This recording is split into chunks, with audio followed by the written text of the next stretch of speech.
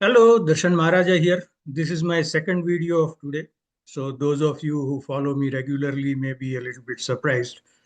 But something came up and I thought it was very important for me to put out my ideas while they are still fresh. The second difference in this video is that normally when I pick up a topic in reference to what someone has said online, I don't name them, but in this case, I will name this person so that he has an opportunity to respond to what I say here. That person's name is Alex Zoltan.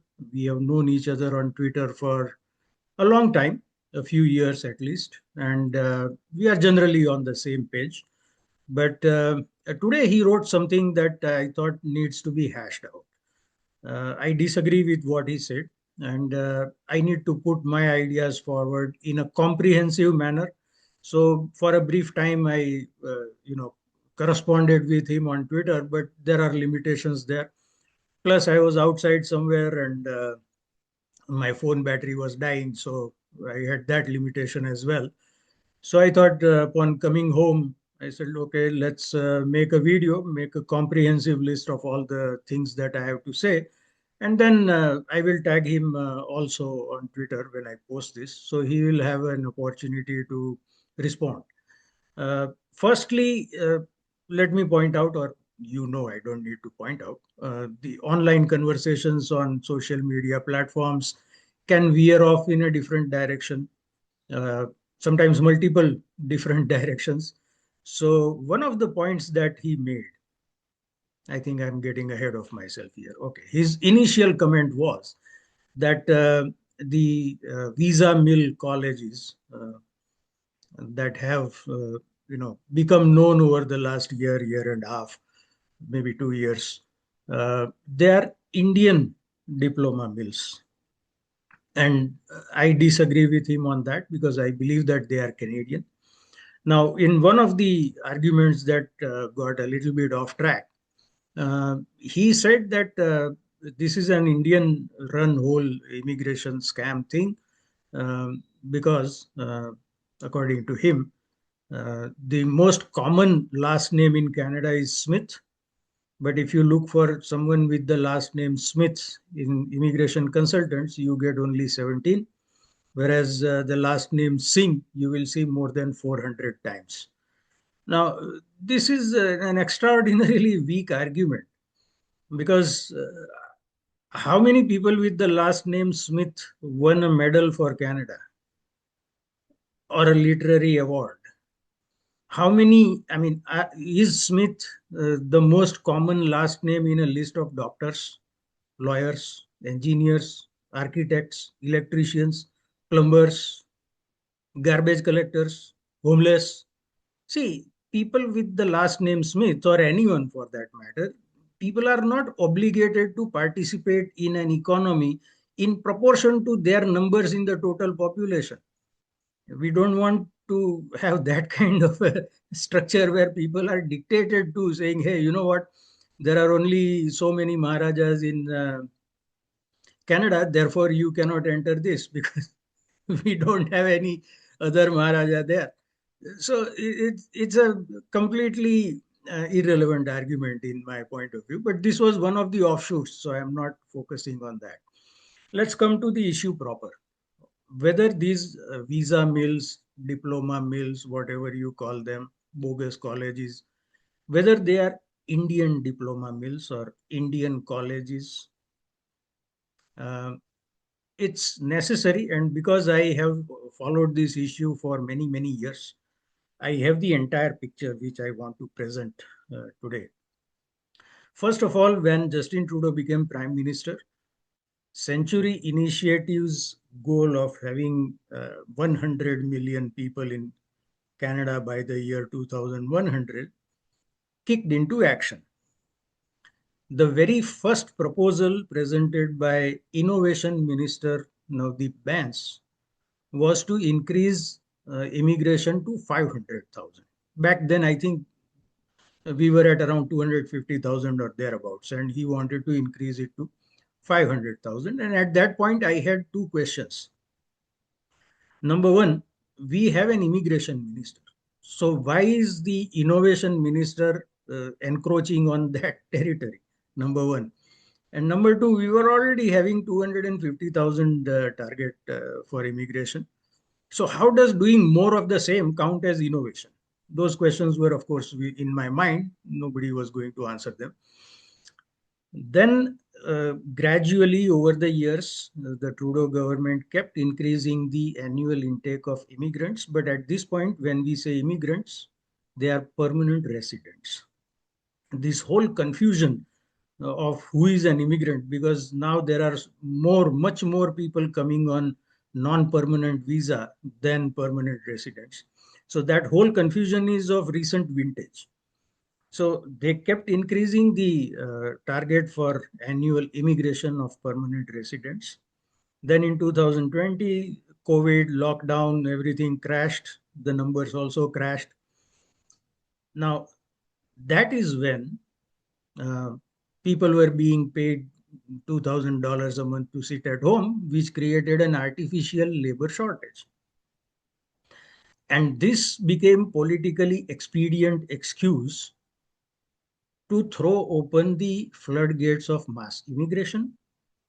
My personal opinion is that the Khalistani activists, some of whom are in parliament, played a big role in this, because their goal is always to bring more and more, ever more, as many people as they can from Punjab into Canada, because they have seen, and I'm saying this in the most neutral manner, they have seen that being here in greater numbers concentrated in specific ridings gives them political clout, political power, political leverage.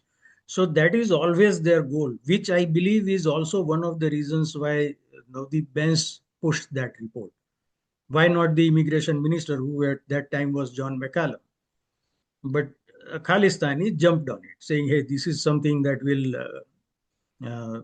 benefit our cause." And again, I am saying this in the most neutral manner.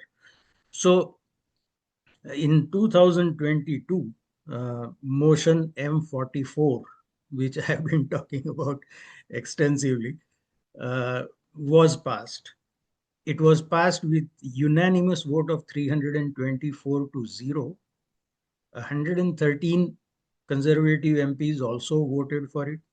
Now, okay, let me take a pause here. When I say unanimous vote, there were 14 MPs who did not vote at all, because we had 338 MPs at the time.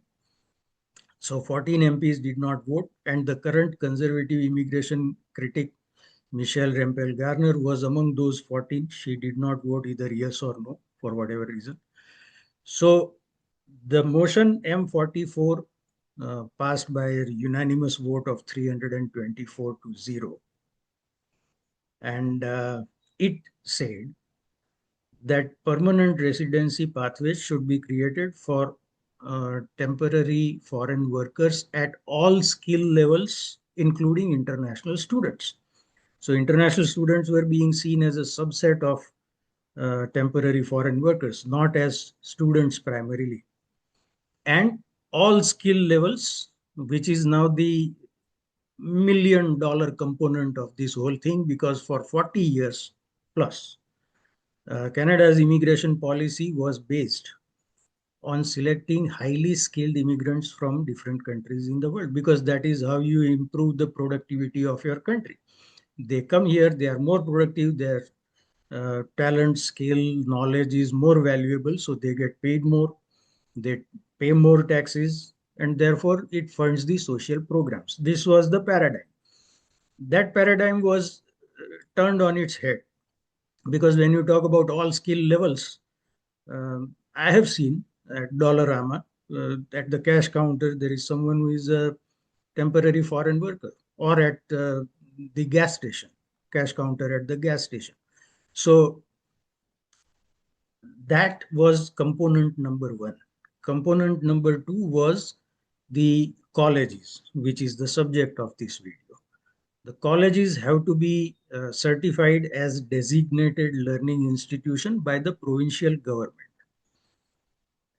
And there was a raft of them. There are hundreds and hundreds of them. My city of Brampton has or had 80. So it was absolutely chaotic.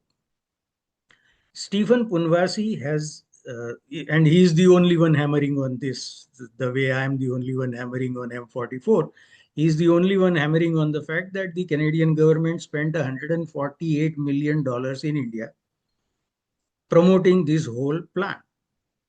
And the sponsor of the motion, Randeep Sarai, posted a video with a wink, wink, nudge, nudge promise that everybody will get permanent residency. Although on all the official papers and documents and websites and everywhere, the fine print says that there is no guarantee. So that was component number two. Component number three was the Liberal Party. This is my opinion, but not limited to the Liberal Party because conservatives had also voted unanimously in favor. So everybody was looking for deriving a vote bank out of this. And again, I'm saying this very neutrally, Khalistanis are probably the only diaspora community who are extremely well organized. They can, their logistics is something to marvel at. And they have political connections here, they have political connections in India. One brother may be living here, another brother is in Punjab. So they were quickly able to set up the whole supply chain, you can call it. They were quickly able to set up the whole supply chain, fueled by that $148 million of your money and mine, basically. And a population that was very uh, eager to migrate somewhere because Punjab has been falling in economic metrics for a long time. At one point, when I was a kid, it was probably the richest state in India. But over the last 3, 4 decades, it's been bad, constantly sliding down. So the youth has no opportunities there. They are desperate to go somewhere. And then along comes this promise that you will get permanent residency if you pay this amount, that amount. Now, the thrust of my argument is this, based on what I have described, that this was a Canadian scheme. The policies were made by Canadian governments at federal and provincial levels. The DLIs, the designated learning institutions, were certified by the provincial governments. Whatever malpractices happened, and they happened galore, those were all the governments were turning a blind eye to those. I don't like to say this because I try to be as modest as I can, but here I am forced to say that if it wasn't for my work, nobody would have known about this scam. So, does that make me an Indian who exposed the scam? The way Alex is calling these colleges Indian diploma mills? Or am I a Canadian who exposed the scam? See, you cannot be selective about whom or what you call Canadian and vice versa. These were Canadians, whether their last name was Singh or Smith or whatever. They are Canadians.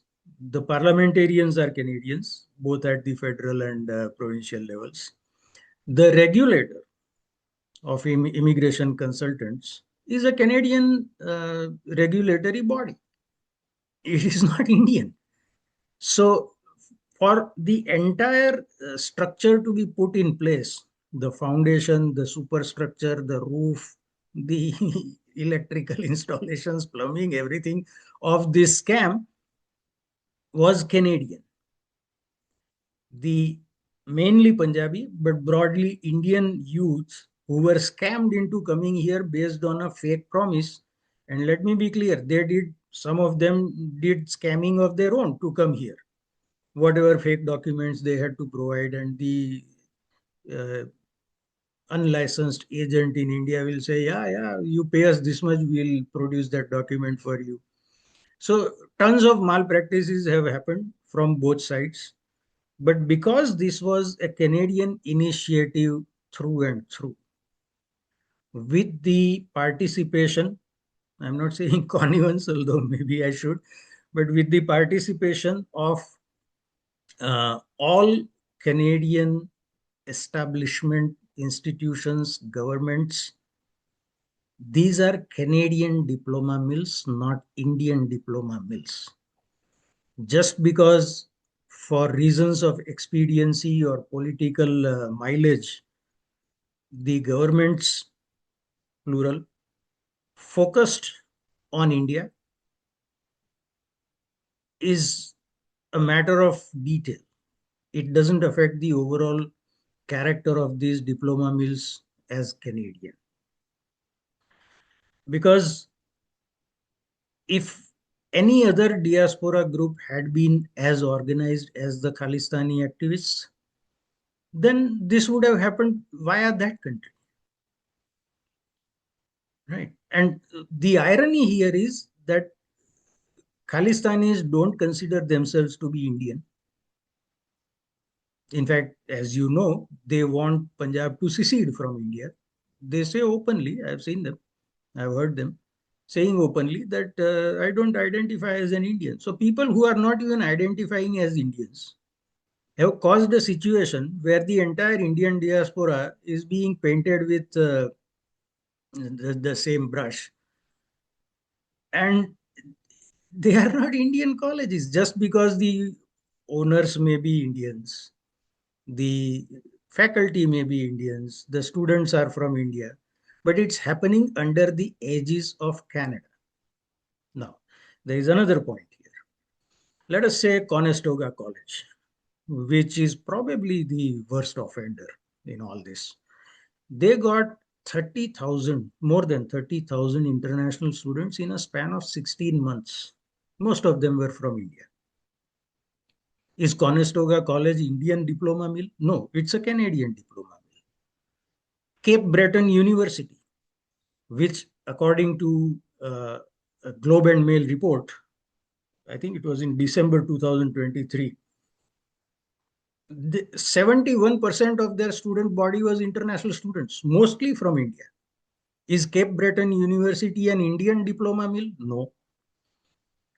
Thompson River University in British Columbia, I think in 2023 again, more than 50% of their student body was international students, again from India.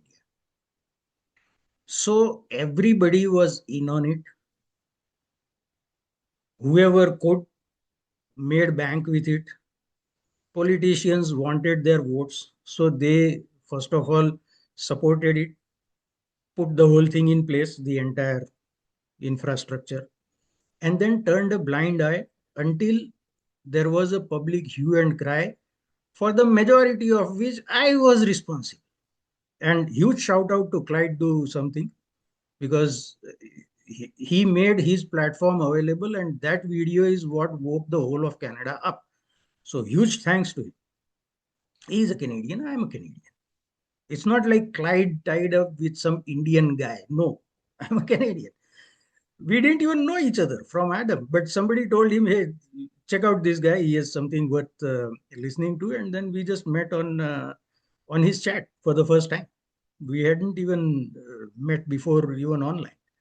So all these are Canadian colleges. If Conestoga, Cape Breton University, Thompson Rivers University, if these are Canadian universities or post-secondary institutions who were part of this whole scam, then even the small 1,000 square foot bogus college in a plaza owned by someone who came from India is also a Canadian diploma mill. It is not Indian diploma mill, because it's all happening under the aegis of and with the blessings of the Canadian government, institutions, and establishment. If they had woken up, or if they had, first of all, not allowed this to happen, you wouldn't have these diploma mills. So I hope I have made my thoughts clear. Whoever, I'm not a very particularly religious man, but I believe that whoever caused this mess including human trafficking, sex trafficking, all that is happening. It has not come out yet. So whoever is has contributed to this, hopefully karma will find them one day. Whichever God they pray to or don't pray to will ask them as to what is your answer for harming people in this way. But I'm not a very religious man, and it's beyond my control.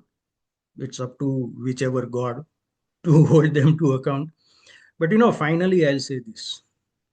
This is exactly the reason why small c conservatives in Canada will never be a potent political force, because they find the tiniest point, the most irrelevant point, the most easily refutable point to alienate their supporters. The first uh, message of political nature that I heard in Canada more than 20 years ago was that conservatives are racist, whereas liberals are friendly to immigrants. Those were the exact words. And I did not believe it. I said, this is too black and white, pun intended. And there has to be, a lot more nuance to this. And I believe it to this day that this is completely wrong to say that conservatives are racist and liberals are not. No, they are all human beings. There will be some of every kind in each group. But these are the kind of things that give rise to those messages that I heard. I remember sometime in 2017, there was a hue and cry in Mississauga about some Muslim students in high schools being allowed to pray on Fridays, because Friday is their main day of prayer. And there was a hue and cry. And I had just started paying attention to political matters in Canada. So I said, yeah, I mean, I had Muslim classmates, and if they had demanded time to pray during school hours, the first person to slap them would have been their parents. I was coming from that background. So I said, yeah, this objection is kind of makes sense to me. Until somebody pointed out that the rule allowing for this had been made in 1996. That is where the political right, or small c conservatives, or capital C conservatives for that matter, that is where uh, they make a big mistake always. Because the left is changing the rules in public view and nobody is paying attention. When motion M44 was passed, nobody knew about it. Somehow I stumbled upon it about 19 months ago, and since then I'm the only one banging on it for 19 months. No mainstream media has picked it up. Why would they? Although I would expect someone like National Post or Toronto Sun to take it up, but they haven't. So they sleep while the left is making all these changes. And then when something erupts is when they find the conservative, small c conservatives, capital C conservatives, political right, they find a scapegoat. And right now, for the entire mess, their scapegoat is Indians. And I mean, it's not going to change my political stance, because I take political stances based on policies and issues. But there may be a lot of people who will feel alienated by this kind of uh, attacks, frankly. And for what? For a few clicks? That, I'm reminded of a scene from the movie Open Range. Kevin Costner made it, and Robert Duvall is in the movie. It's a Western. And they were just, free grazers. They had this herd of cattle and they would just move anywhere where there was grass. There was ranches came later. Free grazing preceded ranching. So one day it's raining heavily and they are all stuck in their tent, and there is this teenage Mexican boy called Chico, and Robert Duvall, Kevin Costner, and Chico are playing cards. And Chico tries to peek at Kevin Costner's cards, and Kevin Costner gets disgusted, throws down his cards, and says, "I'm out." And then he walks off into the rain. So Robert Duvall tells Chico, a man's trust is a valuable thing. You don't want to lose it for a bunch of cards. That is my final message to small c, big C conservatives and the political right in Canada.